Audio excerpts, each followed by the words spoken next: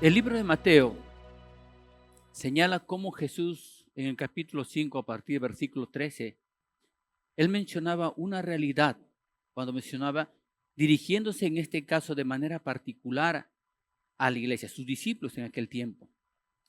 Y son las mismas palabras que cargan la misma intención seguramente de Dios, de poder hablar también a los discípulos, a sus seguidores de ese tiempo, a la iglesia. Y él decía lo siguiente: vosotros sois la sal de la tierra, pero si la sal perdiere su sabor, ¿con qué volverá a ser salada? No sirve sino para ser echada fuera y ser hollada o pisada por los hombres. Vosotros sois la luz del mundo. Una ciudad asentada sobre un monte no se puede esconder. De la misma manera, decía, no se puede encender una luz y ponerlo debajo del almud o de un cajón, sino sobre el candelero para que alumbre a todos los que están en casa. Yo añadiría seguramente a la misma idea algo, o al mismo concepto, algo muy importante. Bueno, y en ese sentido, cuando hablamos en este caso, Jesús habla de propósito. ¿Cuál es el propósito nuestro? Recuerde que de la misma manera Pedro decía en la primera epístola de Pedro, capítulo 1, en el versículo 16, sed santos, porque yo soy santo. Y tomaba como referencia precisamente lo que mencionaba el Levítico, tanto en el capítulo 19 y también en el versículo 20, cuando señalaba el mismo Dios, sed santos, porque yo Jehová soy santo. Y es que cuando hablamos de aspectos importantes, como por ejemplo la santidad, debemos entender que este conforma parte de un elemento estructural de todo cristiano, de todo creyente y seguidor de Jesús, no como un aspecto que debiera darnos temor, porque quizás asociamos cuando hablamos de santidad con un aspecto de perfección, pero en realidad la Biblia señala la santidad con un aspecto o intención de ser separados para el Señor. Es en ese contexto que debemos entender la santidad y no como un aspecto optativo, sino como un aspecto fundamental sobre el cual debe estar fundada nuestra fe. Porque Dios es santo, señala el libro de Isaías, 3 veces santo. Y no hay ninguna comunión de la luz con las tinieblas. De la misma manera, no hay ninguna comunión con el pecado, con la santidad de Dios. De ahí la necesidad de poder reconocer este aspecto de la santidad como un aspecto esencial en el Señor como creyentes. Una vez más, no como un aspecto que carga la intención de perfección, porque Dios solamente Él es perfecto, sino con la intención de saber de que estamos llamados a un propósito de Dios, separados para ese propósito. Y por ello el primer aspecto que yo me encantaría que usted lo tenga muy claro, es que usted tiene un propósito en el Señor. Cada uno de nosotros tenemos un propósito particular y muy singular de parte de Dios. Así que esta mañana yo quiero, si usted me acompaña, ir al libro de 1 Corintios, capítulo 6, del versículo 12 al 20. El título del mensaje es un llamado a la iglesia a la santidad. 1 Corintios, capítulo 6, versículos 12 al 20, como está escrito, dice: todas las cosas me son lícitas, mas no todas, dice, convienen. Todas las cosas me son lícitas, mas yo no me dejaré dominar de ninguna. Las viandas para el vientre y el vientre para las viandas. Pero tanto el uno como a las otras destruirá Dios. Pero el cuerpo no es para la fornicación, sino para el Señor, y el Señor para el cuerpo. Y Dios que levantó al Señor, también a nosotros nos levantará con su poder. ¿No sabéis que vuestros cuerpos son miembros de Cristo? ¿Quitaré pues los miembros de Cristo y los haré miembros de una ramera? De ningún modo. ¿O no sabéis que el que se une con una ramera es un cuerpo con ella? Porque dice, los dos serán una sola carne. Pero el que se une al Señor, un espíritu es con él. Huid de la fornicación. Cualquier otro pecado que el hombre cometa está fuera del cuerpo, mas el que fornica contra su propio cuerpo peca. ¿O ignoráis que vuestro cuerpo es templo del Espíritu Santo, el cual está en vosotros, el cual tenéis de Dios y que no sois vuestros? porque habéis sido comprados por precio. Glorificad, pues, a Dios en vuestro cuerpo y en vuestro espíritu, los cuales son de Dios. Pablo empezaba señalando un aspecto muy importante que tiene que ver en el contexto en el cual escribe esta carta. Debe entenderse que se escribe en este caso a los corintios, y Corinto, como en más de una oportunidad lo hemos señalado, tenía particularidades que de alguna manera revisten gran importancia e influencia sobre lo que Pablo está queriendo decir, porque hay que tener en cuenta quién lo escribe y a quién lo escribe y cuáles son las circunstancias particulares en el contexto en el que está escribiendo el autor. Y en este caso vemos que escribe a la iglesia de Corinto. Corinto, no me voy a extender mucho en este caso porque lo hemos mencionado en otros mensajes. Era una ciudad muy cosmopolita, era el centro donde se adoraba en este caso a la diosa Afrodita, había un templo muy importante. Y una de las maneras de poder oficiar reverencia y servicio a esta potestad, a esta diosa, era a través de lo que se conocía como prostitución religiosa, en el cual participaban mujeres y también en algunos casos hombres en este caso. No solamente por una intención de recaudar fondos, que dicho sea paso, era así, en beneficio del culto a esta diosa, sino además porque formaba parte ontológica o inherente en la forma de culto que se daba a esta diosa. Pero esta forma de poder adorar a Afrodita era también un reflejo de lo que ocurría también en la sociedad en su conjunto y por supuesto también un aspecto que reflejaba también algunos aspectos de costumbre que también se habían insertado dentro de la iglesia. Por eso no es de sorprendernos que Pablo en el mismo capítulo 6, a partir del versículo 9, señala a través de este párrafo la realidad no solamente, escúcheme bien, no solamente de la sociedad en su conjunto, sino también de alguna manera, algunas costumbres que también estaban presentes dentro de la misma iglesia. Pablo señala en el 6, versículo 8, pero vosotros cometéis el agravio y defraudáis esto a los hermanos. ¿No sabéis que los injustos no heredarán el reino de Dios? No erréis, ni los fornicarios, ni los idólatras, ni los adúlteros, ni los afeminados, ni los que se echan con varones, ni los ladrones, ni los ávaros, ni los borrachos, ni los maldicientes, ni los estafadores heredarán el reino de Dios. Y escuche bien lo que menciona el 11. Y estos erais algunos, mas ya habéis sido lavados, ya habéis sido santificados, ya habéis sido justificados en el nombre del Señor Jesús y por el Espíritu de nuestro Dios.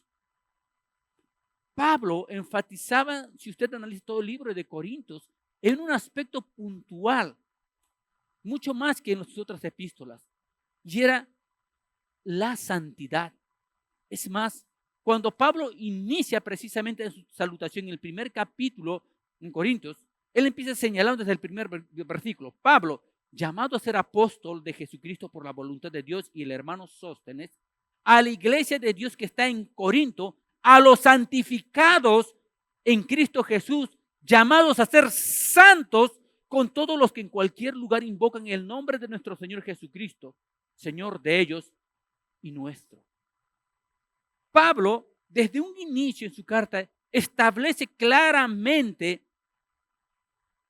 con toda claridad, por supuesto, y el aspecto que era muy necesario y puntual enfatizar, que era la necesidad de llamar la atención a la iglesia de que considere la santidad como un aspecto puntual. ¿Cómo podría la iglesia ser sal y luz en la tierra en medio de una sociedad como la Corinta, que se degradaba en gran manera y tenía muy mala fama? Una realidad que quizás nos parezca muy lejana, pero cuando vemos la descripción de este tipo de pecados, como fornicación, idolatría, adulterio, homosexualismo, por ejemplo, robos, avaricia, borracho, maldiciente, estafadores, nos damos cuenta que son aspectos también que aún hoy en nuestra sociedad, en nuestro tiempo también, forman aspectos que cada día se normalizan más y más. Pues no era muy diferente de esta sociedad. Pero en medio de una sociedad que se corrompía y le daba espaldas a Dios, era mucho más claro de entender que donde abunda el pecado, sobreabunda la gracia. Y que Dios siempre se ha guardado un remanente en todos los tiempos. Y Corinto era precisamente al cual Pablo estaba esperanzado fuera parte de ese remanente. Corinto, por supuesto, era una iglesia que había sido bendecida por el Señor, como encontramos en el primer capítulo, donde señala en el versículo 5, porque en todas las cosas fuisteis enriquecidos en él, en toda palabra y en toda ciencia, así como el testimonio acerca de Cristo ha sido confirmada en vosotros. Una iglesia maravillosa y llena de dones, pero que por otro lado manifestaba contrariamente esa realidad, una inmadurez que los llevaba a expresar, por ejemplo, conflictos entre ellos. Yo soy de Pablo, y yo de Apolo, y yo de Cefas, y yo de este, y yo del otro. Donde se expresaba situaciones tan terribles como en el capítulo 5 vemos la inmoralidad, dice, de un hombre que tomaba como mujer a la esposa de su propio padre. Cosa que ni siquiera se veía, como dice literalmente, ni siquiera entre los incrédulos. Aspectos donde habían contiendas entre ellos que los obligaban a ir inclusive a otro juez y a dirimir en escándalo de disputas entre ellos. Donde había problemas de idolatría, por ejemplo. Y de muchas otras cosas más que reflejaban una realidad dentro de la propia iglesia. Una iglesia que no estaba exento de pecado. Y como alguien diría, un predicador moderno en este tiempo, aunque ellos habían sido rescatados de Egipto, Egipto no había salido aún de su mente. Como de la misma manera, aunque hemos sido insertados dentro del pueblo, de la iglesia de Cristo en este tiempo, muchas veces algunos aspectos también de nuestra vida pasada, cuando estábamos fuera del cuerpo de Cristo, aún siguen permaneciendo en nosotros. Y muchas de estas costumbres seguimos arrastrando y se refleja. Pablo entendía que esto era un aspecto necesario de tener que tratar y confrontar con los corintios. Y entiendo también que Dios también vuelve a tratar estas mismas palabras para la iglesia de este tiempo, porque es necesario más que nunca también en un tiempo en la que la sociedad se degrada constantemente cada día más y más, como en el caso también de la iglesia de Corinto, entender que es más necesario ahora que nunca que precisamente se pueda reflejar a través de la iglesia. Y es un llamado de Dios para usted y para mí, para cada uno de nosotros, de ser la sal que sale esta tierra, de ser la luz que alumbre en medio de las tinieblas y de la oscuridad de este tiempo. ¿Y sabe quién está llamado a hacer eso? Usted y yo. Este no es solamente una demanda para los pastores, no es solamente una demanda para aquellos que tienen responsabilidad en la iglesia, en el liderazgo, sino es una demanda general para todo el cuerpo de Cristo. Pablo señalaba este aspecto. Ahora, empieza señalando algo muy importante.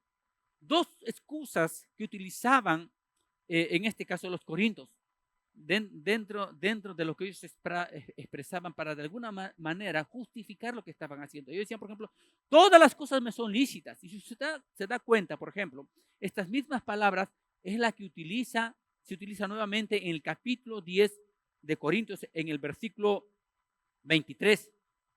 Cuando dice, todo me es lícito también. De la misma manera empieza a decir, todas las cosas me son lícitas.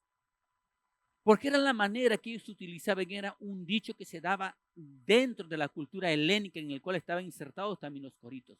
Todo me es lícito. ¿Por qué? Porque en aquel tiempo uno de los problemas entre los muchos que había en la sociedad corintia era la aparición del gnosticismo. Y el gnosticismo, desde muy temprano, ya había generado problemas. No voy a ampliar mucho en explicar esto, pero por lo menos lo necesario para que usted pueda entender. Un aspecto puntual en el gnosticismo, en una de las ramas del gnosticismo, era de alguna manera enfatizar sobre todo el aspecto espiritual o del alma del hombre, pero menospreciar el aspecto del cuerpo. El cuerpo no tiene ninguna importancia, dicen. Finalmente, cuando nos vayamos al cielo delante de Dios, solamente vivir el aspecto espiritual y no el cuerpo. Ellas van a quedar. Por lo tanto, no tiene ninguna importancia que el cuerpo se le dé rienda suelta a todos sus apetitos. Y el primer aspecto del apetito es, ¿cómo se llama? Dos cosas. Uno, la comida, y el otro aspecto en el cual relacionaba Pablo eran las relaciones sexuales. Y él empieza a decir, todas las cosas me son lícitas, mas no todas me convienen. Todas las cosas me son lícitas, mas yo no me dejaré dominar de ninguna. Y esto era ya cosecha de Pablo. Y en el 13 señala, las viandas para el vientre, porque también el siguiente dicho de los corintios era, bueno, las viandas para el vientre, y el vientre ha sido hecho para las viandas. Pero Pablo añade, pero tanto al uno como a las otras destruirá Dios. Pero el cuerpo no es para la fornicación, sino para el Señor. Y el Señor dice, para el cuerpo. Pablo, en ese mismo sentido, en el capítulo 10, versículo 31, él decía, si pues coméis o bebéis, hacéis otra cosa, hacedlo todo, escúcheme bien, para la gloria de Dios. Ahora, quiero dar algunos ejemplos prácticos para que usted pueda entenderlo y lo tenga muy claro. ¿Habrá pecado, por ejemplo, si yo como chocolates? Si no tengo un problema de salud, ¿por qué tendré que pecar si como chocolates? Pero, ¿y si me excedo y no me como una barrita? Si no me como 2 docenas de barras, ¿habrá pecado? No, porque es mi libertad. Pero la segunda pregunta es, ¿pero me conviene? ¿Y si tengo hambre, por ejemplo, y me lleno de comida chatarra y no de proteína y no alimento adecuadamente mi cuerpo? Y claro, es sabrosa la comida chatarra. ¿Pero me conviene? No estoy pecando, ¿pero me conviene? Claro que no. Y las consecuencias las voy a ver seguramente posteriormente en mi salud, en el sobrepeso, en la diabetes, en el colesterol alto y en otras tantas cosas que vienen como consecuencia. Y voy a responder una pregunta que algunas personas me hicieron en el transcurso de este último tiempo. No lo voy a ampliar mucho, pero por lo menos voy a dejar algunas pautas muy claras para que pueda entender. Algunas personas me preguntaban, ¿y habrá pecado, pastor, si me tatúo, por ejemplo? La Biblia no habla de manera específica sobre tatuaje. Pero la pregunta que debemos hacernos, como señala en este caso el 10:31 de 1 Corintios, si coméis o bebéis o haced cualquier otra cosa, hacedlo todo por la gloria del Señor. El principio es, ¿y eso le da gloria al Señor? ¿Por qué haces lo que haces? No estoy juzgando si está bien o mal que te tatúes, pero la pregunta es, la intención que hay detrás de lo que haces, ¿le da gloria al Señor? Lo que puede parecer bueno inclusive tiene que tener como base si le da gloria al Señor. Por supuesto, es una responsabilidad de repente de estar en casa y después de trabajar, estudiar o tener alguna responsabilidad, estar agotado después de un día arduo de trabajo. Y podría echarme simplemente a la cama. ¿Y estoy pecando? No. Forma parte de mi libertad. Pero no cuido mi cuerpo, porque no solamente no lo alimento bien, sino porque no lo ejercito. ¿Estaré pecando? No, porque es mi libertad descansar. Pero me conviene obviar aspectos importantes como, por ejemplo, ejercitar mi cuerpo. Porque escúcheme bien, todo lo que tenemos viene de parte de Dios. Y lo vamos a emplear más adelante en la segunda parte. Aún mi cuerpo le pertenece al Señor. Y una razón muy importante, voy adelantando, porque es el templo del Espíritu Santo. A diferencia de los gnósticos de aquel tiempo que solamente enfatizaban el aspecto espiritual y dejaban de lado el aspecto material del cuerpo, entendemos que Dios es un Dios integral, para quien todos los aspectos que conforman el ser humano es una unidad y reviste igual importancia. Ahora, en ese sentido, todo lo que hagamos, hermanos, cualquier cosa que se le ocurra, debe tener ese principio. ¿Cómo le doy gloria al Señor con ello? ¿Cómo le doy gloria? ¿O le dejo dar gloria? ¿Por qué hago lo que hago? ¿Simplemente para satisfacer a mí, para enfatizar mi ego, mi narcisismo o mi vanidad? ¿O también le doy gloria al Señor? Sí, hacer ejercicio es muy importante, pero ¿por qué lo hago? Simplemente para verme muy fortachón o porque quiero cuidar mi cuerpo para darle gloria al Señor. ¿Por qué me alimento? Simplemente por ego. ¿Por qué me visto? Y de la manera en que me visto. Simplemente para ostentar realmente que me he visto muy bien, para verme atractivo y llamar la atención. O luego para la gloria del Señor. Y me he visto decorosamente y con dignidad. Porque le doy gloria al Señor de esa manera. Se da cuenta que cuando vemos este principio, nos damos cuenta que es muy poderoso para poder encauzarnos en las decisiones correctas en cada aspecto de nuestra vida. Sea que comáis, o sea que bebáis, o haced cualquier otra cosa, que todo sea, dice, para la gloria del Señor. Ahora, Pablo enfatizaba en primer lugar en este aspecto un fundamento muy importante, el llamado implícito y explícito a un punto muy importante, la santidad. No como un aspecto optativo para la iglesia aquel tiempo, sino como un aspecto sobre el cual debe fundarse, en este caso, nuestra fe como creyentes. Porque Dios es santo, y eso llamado en Levítico y también en Primera de Pedro. Sed santos porque yo soy santo. Y en Levítico dice, sed santos porque yo, Jehová vuestro Dios, es santo. Y porque Él es santo, nosotros estamos llamados a ser santos, no en el énfasis de perfección. Porque la primera epístola de Juan señala, aquel que dice que no tiene pecado, entonces la verdad de Dios no está en él. Y Juan señalaba esta realidad, si nos vamos a equivocar, porque aunque hemos sido escogidos por Dios y Dios ha muerto por nosotros y hemos sido justificados, santificados, y estamos en procesos de regeneración y santificación, esta va a ser una constante hasta que Cristo venga.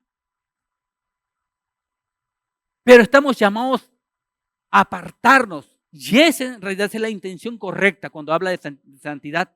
Estamos apartados para el Señor por un propósito. Usted y yo tenemos un propósito singular de parte de Dios.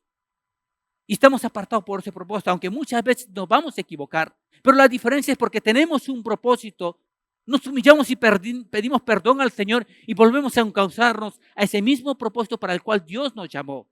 Pero de eso se trata.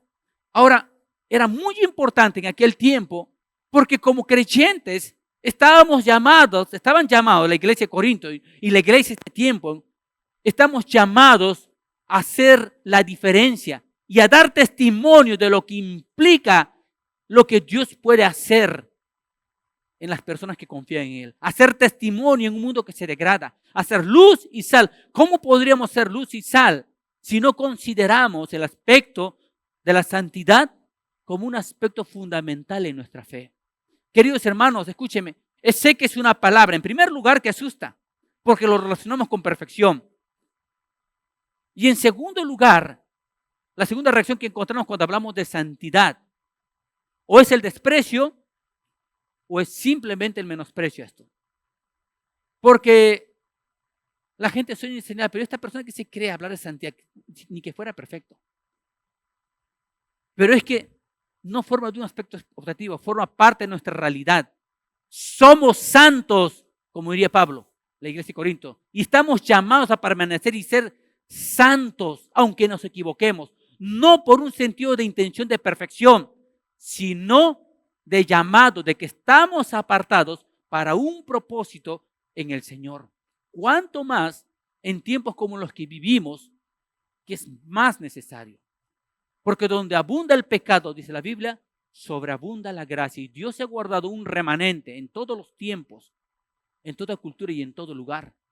Y así como seguramente dentro del corazón de Pablo había la esperanza de que la iglesia de Corinto formara parte de ese remanente, estoy seguro que hay en el corazón de Dios, y le aseguro una cosa, también en el corazón de los pastores de esta iglesia, de que también esta hermosa iglesia, nuestra iglesia, forme parte también de ese remanente. Ahora, esa responsabilidad, una vez más, no era el llamado solamente de Pablo para algunos líderes en la iglesia en aquel tiempo, sino para toda la iglesia de manera corporativa, como cuerpo. Y es el llamado también de Dios, no solamente para los pastores de esta iglesia o para quienes tienen alguna responsabilidad en algún área, sino para toda la iglesia también.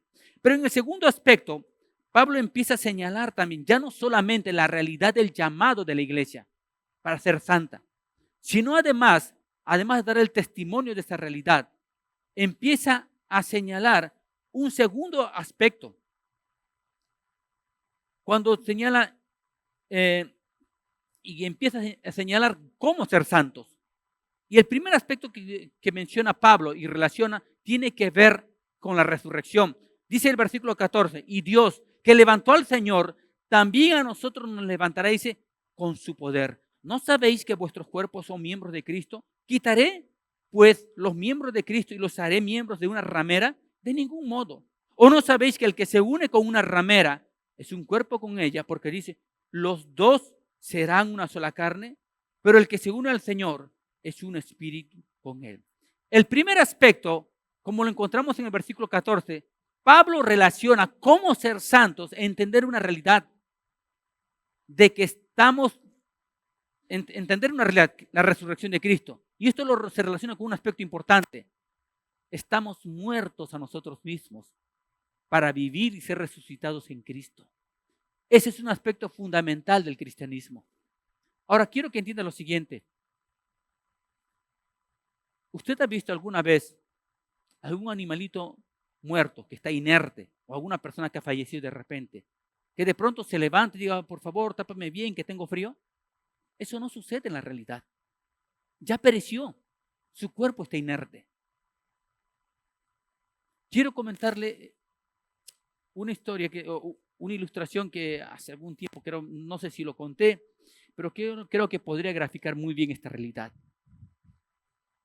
Se cuenta que en un experimento, en un laboratorio escolar, el profesor pidió que cada alumno trajera una pulga. Y trajeron la pulga, cada uno de ellos. Y le dijeron que lo ponga debajo de un vaso de vidrio. Un vaso como cualquiera, yo me imagino que tendría 10, 12 centímetros de altura. Y yo no sé si usted sabe, pero la pulga tiene la capacidad física de saltar muy alto en relación a su estatura. Es muy poderosa para saltar. Así que la pulga que estaba dentro de ese vidrio vaso quiso saltar, pero fue impedido por los límites del tamaño del vaso. Y cada vez que saltaba, chocaba, chocaba y chocaba. Al cabo de un tiempo, pidieron que trasladaran la pulga debajo de una vasija también de vidrio, mucho más grande, probablemente una jarra de unos 30, 40 centímetros. Físicamente la pulga podría saltar mucho más de esa altura. Pero ¿saben qué pasó? Se dieron cuenta que la pulga no saltaba a mayor altura que la que tenía el primer vaso, que eran unos 10 o 12 centímetros. Ni siquiera llegaba al tope de esa vasija de 30 o 40 centímetros. ¿Por qué cree? Porque tenía las capacidades físicas para hacerlo. Mentalmente ya no. Había sido limitado por una creencia o una fe de lo que experimentó en algún momento. ¿Sabe? Cuando hablamos precisamente del poder de Dios, ejercido a través de un nuevo nacimiento y una nueva naturaleza, ocurre de la misma manera. Como hemos visto en 1 Corintios, en el capítulo 1, versículo 4, dice, gracias doy a mi Dios siempre por vosotros, por la gracia de Dios que os fue dada en Cristo Jesús, porque en todas las cosas fuiste enriquecido, en él, en toda palabra y en toda ciencia, así como el testimonio acerca de Cristo ha sido confirmado en vosotros. Y en Efesios capítulo 1, versículo 3, señala también, bendito sea el Dios y Padre de nuestro Señor Jesucristo, que nos bendijo con toda clase de bendición espiritual en Cristo Jesús. Es decir, Dios nos ha dado ya las herramientas para cumplir su propósito. Y si Dios nos llama a ser santo, no nos llama simplemente porque a Dios se le ocurrió. Él no nos manda vacíos, sino con las herramientas necesarias para cumplir su propósito. Y el primer aspecto es la realidad de quiénes somos. Somos hijos de Dios, nacidos en una nueva naturaleza. Y que tenemos, por lo tanto, el Espíritu Santo dentro de nuestra vida, quien nos permite vivir dentro de las demandas del propósito de Dios. El problema es que aunque muchas veces decimos creer esto, no vivimos según esa fe. Así que cuando viene el pecado de pronto, lo que hacemos simplemente es rendirnos, aún antes de intentarlo. La pulguita tenía las posibilidades, tenía el potencial, pero ya su mente había sido corrompida. ¿Sabe usted también que nosotros tenemos el potencial? Vivir en santidad, queridos hermanos, es una realidad para la cual la iglesia ya ha sido santificada y ha sido llamada a vivir en esa santidad. No porque haya en ella una intención de perfección, sino porque hay en ella una intención de llamado. Estamos llamados y apartados para un propósito en el Señor. Aunque quizás en el camino fallemos, pero estamos llamados a ese propósito de ser santificados. Ahora, el segundo aspecto a considerar precisamente cómo ser santos, hemos dicho, el primero es a entender la realidad de quiénes somos a través de la resurrección de Cristo. Por lo tanto, somos llamados a también ver esa realidad de resurrección como una promesa para nosotros por la obra de Cristo en la cruz. El segundo aspecto es precisamente a través de la estrategia. Dice en el versículo 18, huid de la fornicación. Y cuando usted analiza los escritos de Pablo, nos damos cuenta que él establece dos estrategias cuando se trata de confrontar el pecado. Él dice, por un lado, resistid al diablo y él huirá de vosotros. Pero cuando usted analiza la Biblia, se da cuenta que en el escrito de Pablo, cuando se refiere a resistir, se refiere a cualquier tipo de pecado, con excepción de la inmoralidad sexual. Sin embargo, cuando se refiere a aspectos de inmoralidad sexual, Pablo ya no dice resistid al diablo y él huirá de vosotros. Él dice huid de las tentaciones juveniles. Y en este caso él dice huid de la fornicación. ¿Saben por qué? Porque no se trata de cobardía, se trata de sabiduría, de entender la naturaleza del hombre vendida al pecado. ¿Sabe usted que cuando habla de la fornicación, no está hablando solamente en este término de fornicación en sí, sino en un término general? El término que utiliza, en el término griego que se utiliza para referirse a ello, es el término porneia, del cual viene también la palabra pornografía. Pero él no se refiere solamente a la pornografía, sino se refiere a toda clase de inmoralidad sexual, homosexualismo, pornografía y cualquier otro tipo que a usted se le ocurra en este momento en su mente. Todo ello engloba la inmoralidad sexual, porque esto era una realidad de lo que se vivía en aquel tiempo en Corinto. Así que la traducción más correcta sería huid no de la fornicación, sino huid de toda clase de inmoralidad sexual, que era una realidad que se daba en aquel tiempo en Corinto, dentro de la sociedad, pero también lamentablemente dentro de la misma iglesia.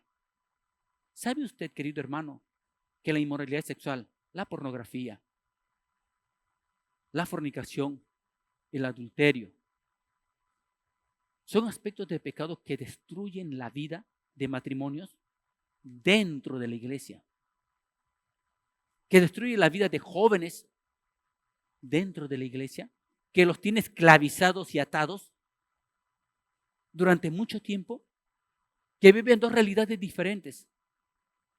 Por un lado, adorando y alabando al Señor y aún sirviendo. Y por otro lado también, embarrados en medio del lodo de este pecado, llenos de vergüenza y muchas veces de impotencia de no saber cómo salir de ello. ¿Sabe usted que es un pecado también que afecta a los ministros y a los pastores y a los líderes en general? Yo sé que suena incómodo decir esto, pero es una realidad que como iglesia tenemos que afrontar. Pablo entendía que es algo que se tenía que tratar y que no podíamos callar como iglesia, porque aunque estamos llamados a denunciar el pecado, el primer lugar donde estamos llamados a denunciar ese pecado es primero en nosotros. Porque ¿cómo podemos ver la paja en el ojo ajeno si no sacamos primero la viga que está en nuestros ojos? Estamos llamados a denunciar primero eso en nuestras propias vidas, en nuestra familia y por supuesto en nuestra iglesia, antes de hacerlo en los demás. Y por eso Pablo entendía, iglesia, es necesario que despiertes y que puedas afrontar este problema. Y lo primero que debes entender es que Dios ya te ha dado las herramientas para ello. En primer lugar, la realidad de que tú ya has sido santificado y estás llamado a permanecer en esa santidad. ¿Por qué? Porque en primer lugar, la realidad es que Cristo murió pero resucitó. Y tú estás llamados también como iglesia a asumir esa promesa como consecuencia de la resurrección de Cristo. Muerto para el pecado, pero vivo para Cristo. Como diría Juan el Bautista, es necesario que yo mengüe para que Cristo viva en mí. Spurgeon, conocido también como el príncipe de la predicación, decía lo siguiente: He matado a mi carne, la he ahogado, pero he descubierto que el desgraciado sabe nadar. Así que tengo que matarla todos los días. Y aunque no sea muy bíblico eso, pero es una realidad lo que describe Spurgeon. Porque lo que menos podemos hacer, escúcheme, es confiar. Porque dice la Biblia, el que esté firme, cuídese de no caer. Porque antes de la caída viene la soberbia y la altivez de corazón. Por favor, no piense usted, tengo 10 años en la iglesia y yo estoy exento de eso. He visto a grandes hombres de Dios, hombres que seguramente ni en sueños podría llegar, ni en su capacidad de conocimiento, ni tampoco en su entrega a las cosas de Dios. Y eso me genera temor. Y entiendo que por la pura gracia y misericordia de Dios, hoy estamos delante, cada uno de nosotros delante del Señor. Por favor, no confíe mucho en su misma carne. Estamos en una lucha constante, en una guerra espiritual. Y le aseguro una cosa, el diablo no descansa. El problema es que muchas veces la iglesia descansa y se confía. Así que Pablo entendía este aspecto. Número uno, entender nuestra realidad de que somos herederos además de la promesa de la resurrección de Cristo. Número dos, la estrategia de huir cuando se trata precisamente de aspectos que tengan que ver con la inmoralidad sexual y de resistir, por supuesto, cuando se trate de otros tipos de pecado. Y en tercer lugar, de que hemos sido comprados. Dice 19, ¿ignoráis que vuestro cuerpo es templo del Espíritu Santo, el cual está en vosotros, el cual tenéis de Dios y que no sois vuestros? 20, porque habéis sido comprados por precio, glorificad pues a Dios en vuestro cuerpo y en vuestro espíritu, los cuales, dice, son de Dios. Pablo señalaba una cosa, dice que Dios está buscando administradores que sean fieles. Y cuando entendemos esta realidad de que hemos sido comprados por precio, entendemos que cada aspecto de nuestra vida, incluyendo nuestro cuerpo, escúcheme bien, le pertenece al Señor. Y nosotros simplemente somos administradores de ella y por lo cual en algún momento hemos de dar cuenta por ella. Así que eso, por supuesto, nos hace entender que no está en mi libertad simplemente usar mi cuerpo como yo quiera, ni tampoco para lo que yo quiera. ¿Cómo diría Pablo en este caso? Si coméis o bebéis o haced cualquier otra cosa, hacerlo todo para la gloria del Señor. Cada vez que haya una tentación o la duda al tomar una decisión, pregúntate, ¿y esto le da gloria al Señor? Porque si no le da gloria al Señor, entonces no es correcto. Cada decisión que tomemos, ¿le da gloria al Señor? Eso nos va a encauzar para tomar las decisiones correctas. Pablo entendía muy bien este aspecto. Porque habéis sido comprados por precio.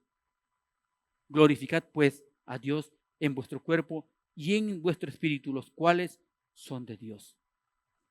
Y una vez más para recapitular, Pablo enfatizaba en la primera parte del 12 al 13, la santidad como un aspecto esencial que la iglesia, tanto en Corinto como en este tiempo, ha de considerar.